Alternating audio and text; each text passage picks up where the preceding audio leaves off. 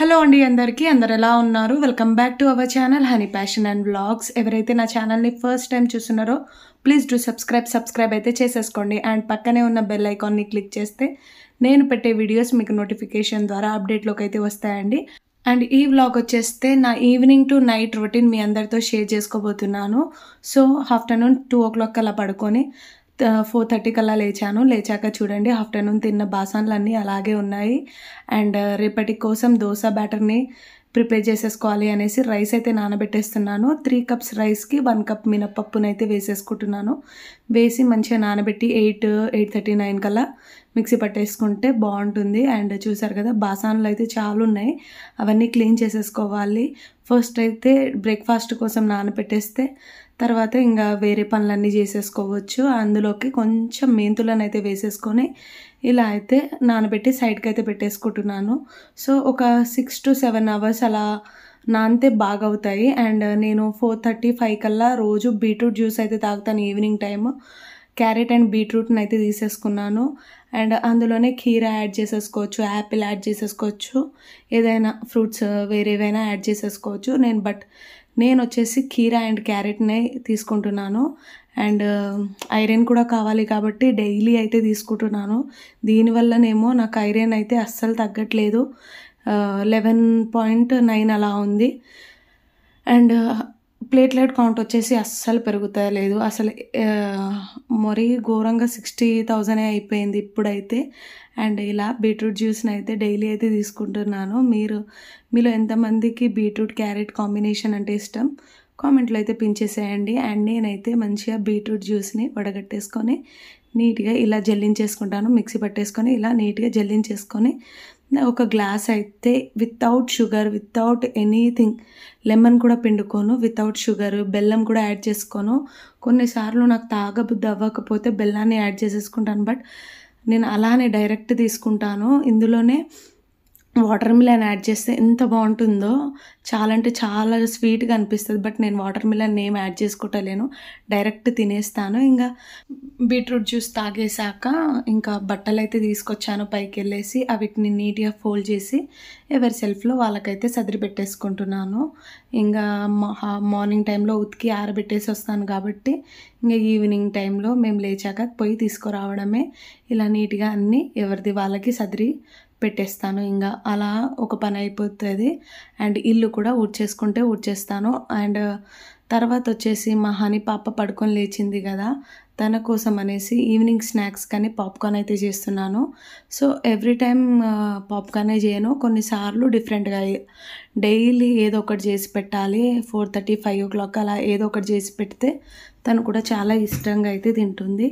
ఈరోజు వచ్చేసి పాప్కార్న్ అయితే చేశాను. ఇంకా వీళ్ళకి హాఫ్ డే స్కూల్స్ కాబట్టి మంచిగా రాగానే కొంచెం లంచ్ చేసేసి హ్యాపీగా పడుకుంటారు. ఇంకా లేచి తర్వాత ఏదో ఒక స్నాక్స్ చేసి ఇచ్చాక తినేసి ఇంకా స్టడీ అవర్స్ అయితే పెట్టేస్తాను తనకి. ఇంకా తనకి చాలా ఇష్టం పాప్కార్న్ అంటే. కేక్స్ కూడా చేస్తాను, బట్ తనకి పాప్కార్న్ కావాలన్నది. సో అలా అనేసి పాప్కార్న్ అయితే చేసి ఇస్తున్నాను. చూడండి తన ఎక్సైట్మెంట్ ఎంత అలా ఉంటుందో. పాప్కార్న్ని చూసేసి ఇంకా ఒకటే స్మైల్ ఇస్తుంది. తీసుకొని వేడిగా నోట్లో పెట్టుకుంది, కాలింది, చల్లగా అయింది. అండ్ తర్వాత ఇంకా టీవీ చూసుకుంటా 1 అవర్ పాటు టీవీ చూసుకుంటా ఇలా ఎంజాయ్ చేస్తుంది తన స్నాక్స్ని. ఇంకా తర్వాత నేనైతే బాసనలు అయితే కడిగేసుకున్నాను. అప్పటికే 6:30 అలా అయ్యింది.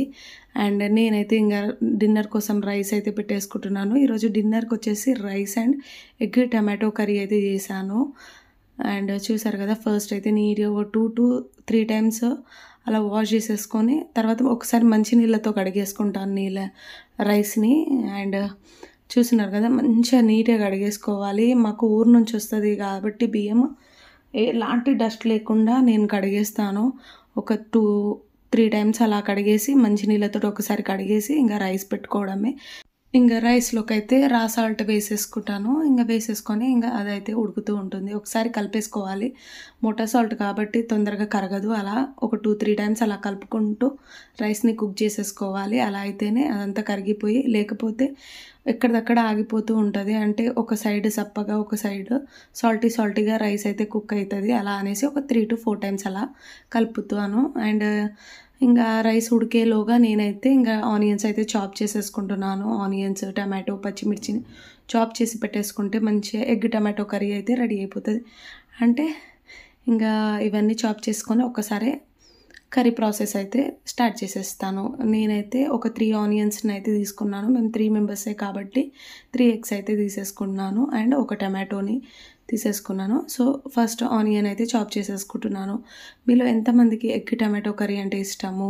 అంటే కొందరు ఇష్టపడరు కదా! ఎగ్ పగలగొట్టి చేస్తే అంత బావుండదు అనేసి అనుకుంటారు. బట్ ఇలా చేసి చూడండి ఎంత బావుంటదో, చాలా టేస్ట్‌గా అయితే ఉంటుంది. నేను కొన్నిసార్లు ఇలా చేస్తాను అండ్ లేకపోతే బాయిల్డ్ ఎగ్ చేస్తాను. లేకపోతే ఓన్లీ ఆనియన్స్ ఫ్రై చేసి ఎగ్స్ పగలగొట్టి అయితే చేస్తాను.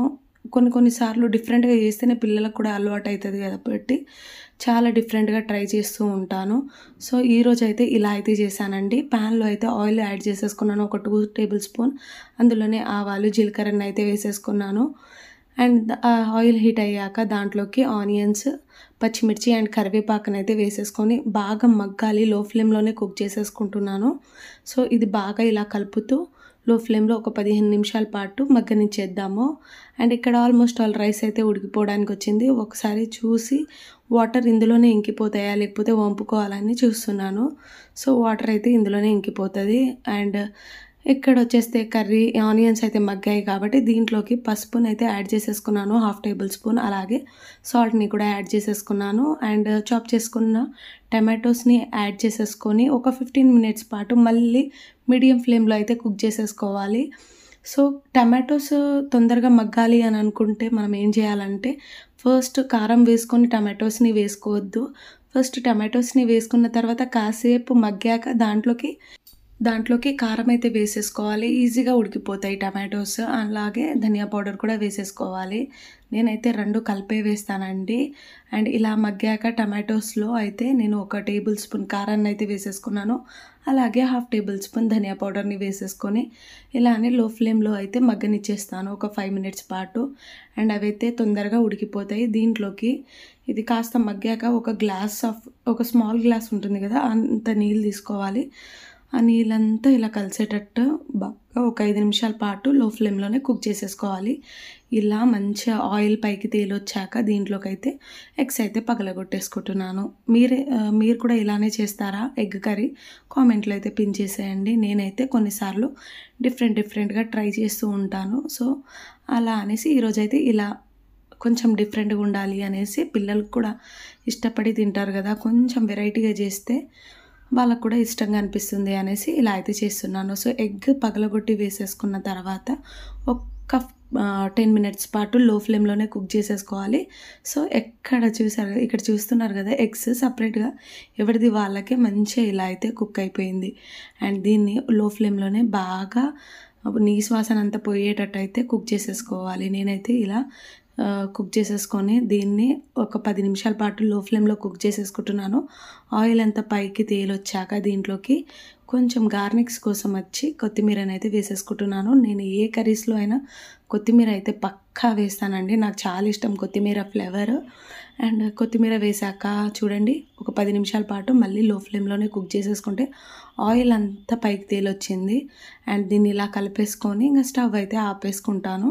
చూసారు కదా ఎంత టెంప్టింగ్‌గా ఉందో కర్రీ వచ్చేసి.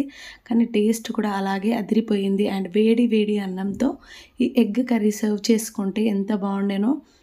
నాకైతే అసలు ఆ రోజు ఎంత అన్నం తిన్నానో నేను నైట్ అంత డిన్నర్‌లోకి అంత తినను. బట్ ఫస్ట్ టైమ్ చాలా ఇష్టంగా తిన్నాను. చాలా బాగా నచ్చింది ఇంగ నాకు.